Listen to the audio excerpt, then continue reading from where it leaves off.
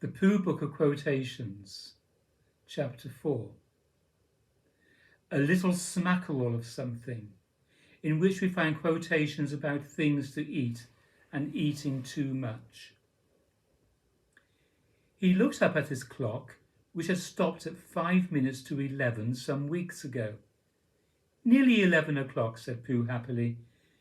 "You're just in time for a little smackerel of something." And he put his head into the cupboard. The house at Pooh Corner.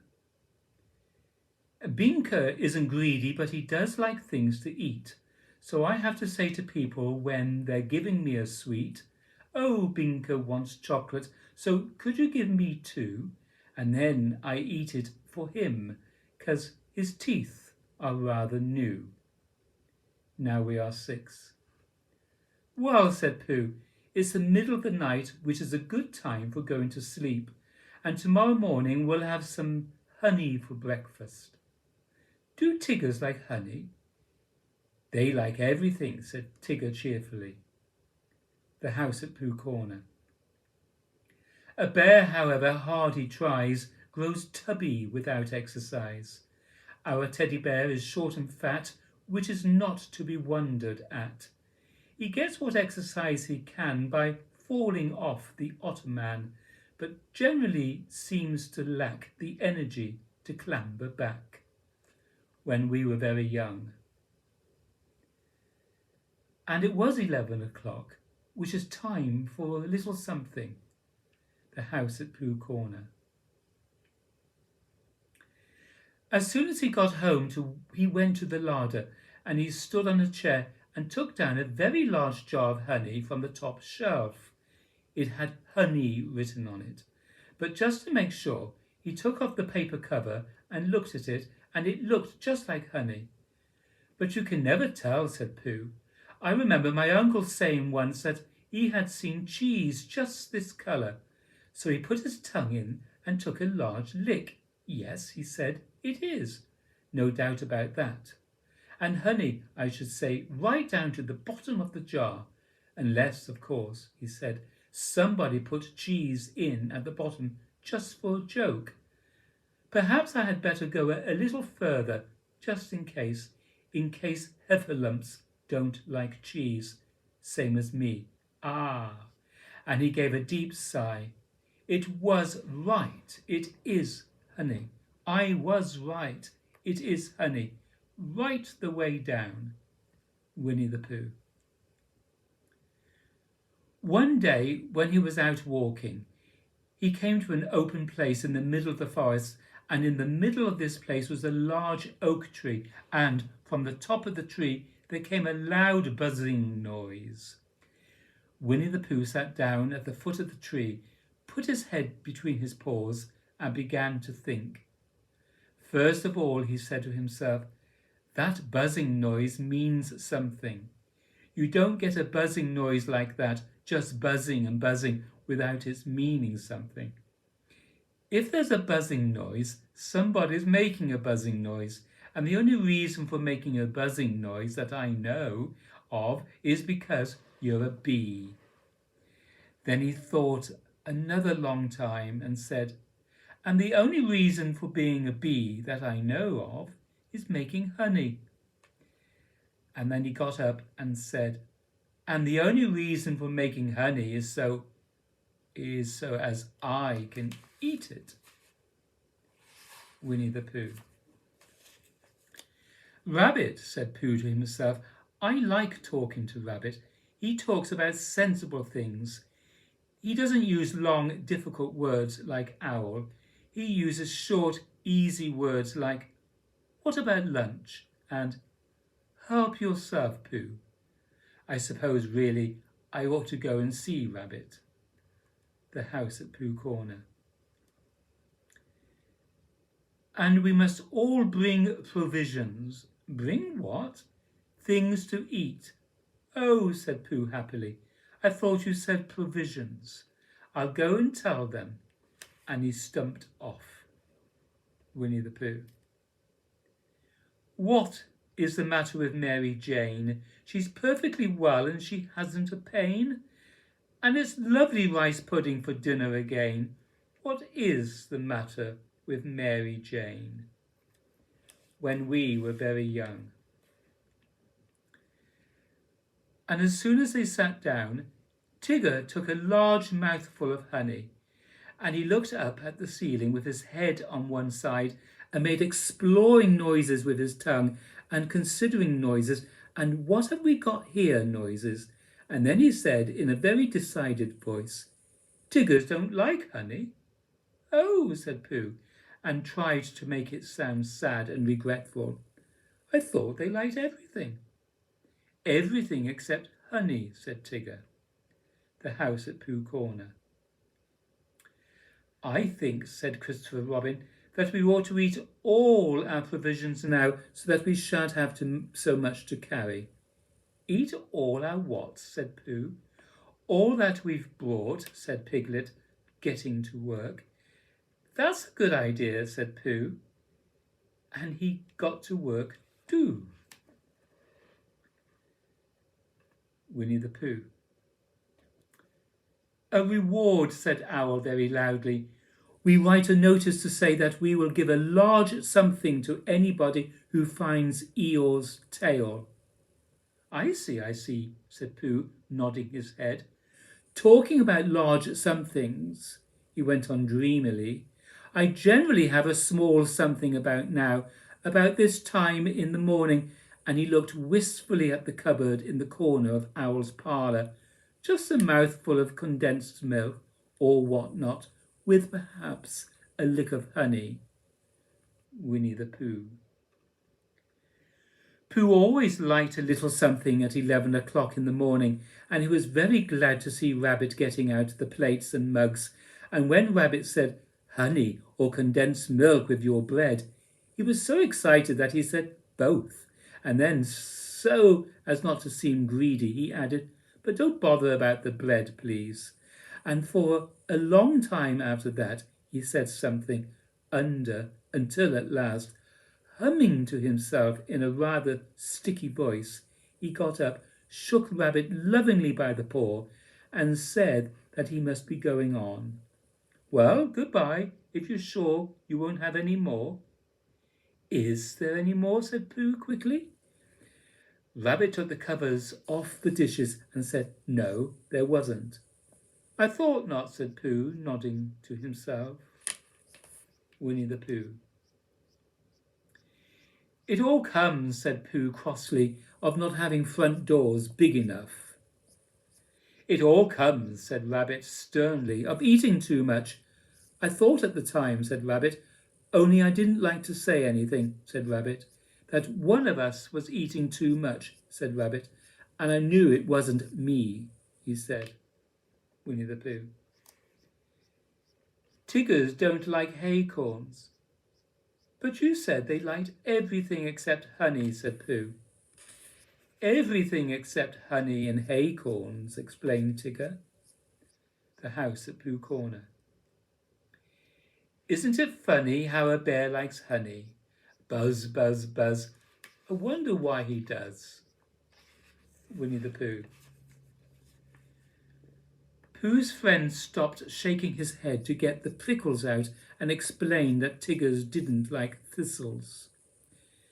Then why bend a perfectly good one? Asked Eeyore. But you said, began Pooh, you said that Tiggers liked everything except honey and haycorns.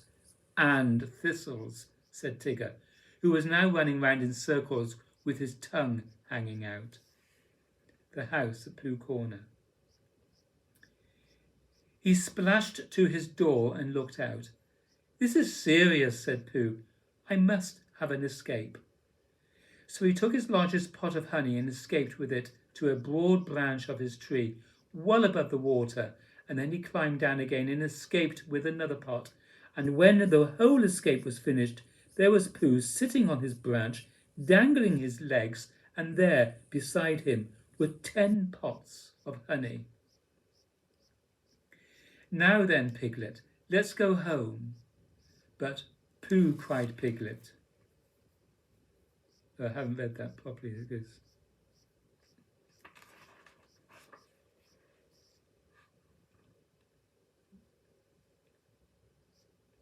So after him sitting on the branch with 10 pots of honey, 2 days later there was Pooh sitting on his branch, dangling his legs, and there beside him were 4 pots of honey. 3 days later there was Pooh sitting on his branch, dangling his legs, and there beside him was the 1 pot of honey. 4 days later there was Pooh, Winnie the Pooh. Now then, Piglet, let's go home. But, Pooh, cried Piglet, all excited, do you know the way? No, said Pooh, but there are 12 pots of honey in my cupboard, and they've been calling to me for hours.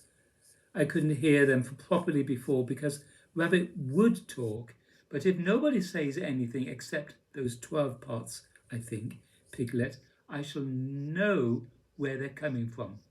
Come on. The house at Pooh Corner. Pooh was sitting in his house one day counting his pots of honey when there came a knock on the door. 14, said Pooh. Come in, 14. Or was it 15? Bother, that's muddled me. Hello, Pooh, said Rabbit. 14, that's right. Are you sure? No, said Rabbit. Does it matter? I'd just like to know, said Pooh humbly, so as I can say to myself, I've got 14 pots of honey left, or 15, as the case may be. It's sort of comforting. Well, let's call it 16, said Rabbit. Hello, Rabbit, 14, wasn't it? What was? My pots of honey, what I was counting. The house at Pooh Corner. At breakfast that morning, a simple meal of marmalade spread lightly over a honeycomb or two, he had suddenly thought of a new song. It began like this: Sing ho for the life of a bear. Winnie the Pooh. I've been finding things in the forest, said Tigger importantly. I've found a Pooh and a Piglet and an Eeyore, but I can't find my breakfast. The house at Pooh Corner. The king said bother, and then he said, oh dearie me. The king sobbed, oh dearie me, and went back to bed. Nobody, he whimpered, could call me a fussy man. I only want a little bit of butter for my bread. When we were very young. Kanga said to Roo, drink up your milk first, dear, and talk afterwards. So Roo, who was drinking his milk, tried to say that he could do both at once, and had to be patted on the back and dried for quite a long time afterwards. Winnie the Pooh. Roo was silent for a little while, and then he said, shall we eat our sandwiches, Tigger? And Tigger said, yes. Where are they? And Roo said, at the bottom of the tree. And Tigger said, I don't think we'd better eat them just yet. So they didn't. The house at Pooh Corner.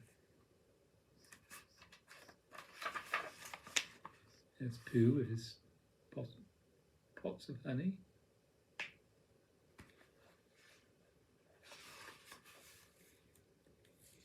He's taken my medicine. He's taken my medicine. He's taken my medicine, sang Roo happily, thinking it was a tremendous joke. Oh, let's sing it more happily.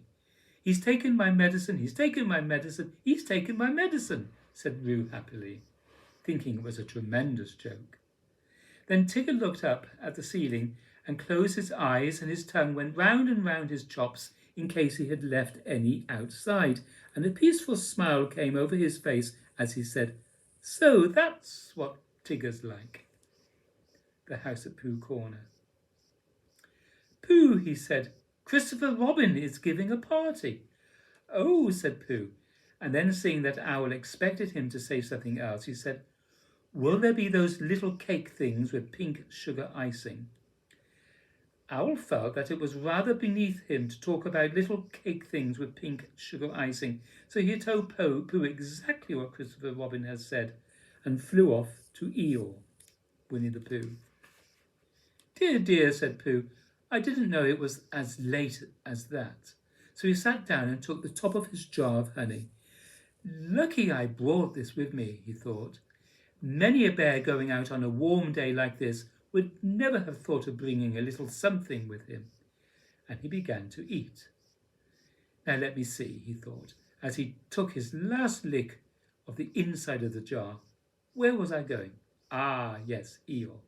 He got up slowly, and then suddenly he remembered he had eaten Eeyore's birthday present. Winnie the Pooh. It all comes, I suppose, he decided as he said goodbye to the last branch, spun round 3 times, and flew gracefully into a gorse bush. It all comes of liking honey so much. Oh, help! Winnie the Pooh. Let's go and see everybody, said Pooh. Because when you've been walking in the wind for miles and you suddenly go into somebody's house and he says, hello, Pooh, you're just in time for a little smackerel of something. And you are, then, it's what I call a friendly day.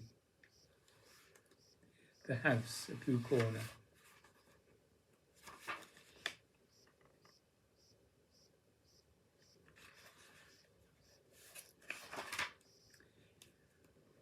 When Christopher Robin had nailed it on in its right place again, Eeyore frisked about the forest, waving his tail so happily that Winnie the Pooh came over all funny and had to hurry home for a little snack of something to sustain him. Winnie the Pooh. I'd made up a little basket, just a little fair-sized basket, an ordinary biggish sort of basket, full of the house at Pooh Corner.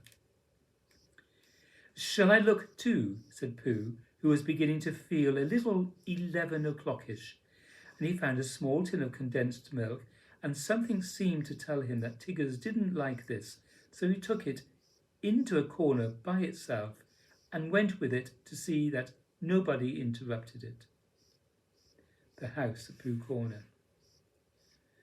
Some hours later, just as the night was beginning to steal away, Pooh woke up suddenly with a sinking feeling. He had had that sinking feeling before, and he knew that what it meant. He was hungry. So he went to the larder and he stood on a chair and reached up to the top shelf and found nothing. That's funny, he thought.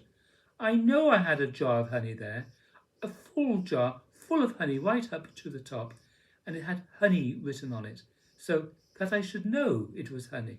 That's very funny. And then he began to wander up and down, wondering whether it was, and murmuring to himself where it was, murmuring to himself like this.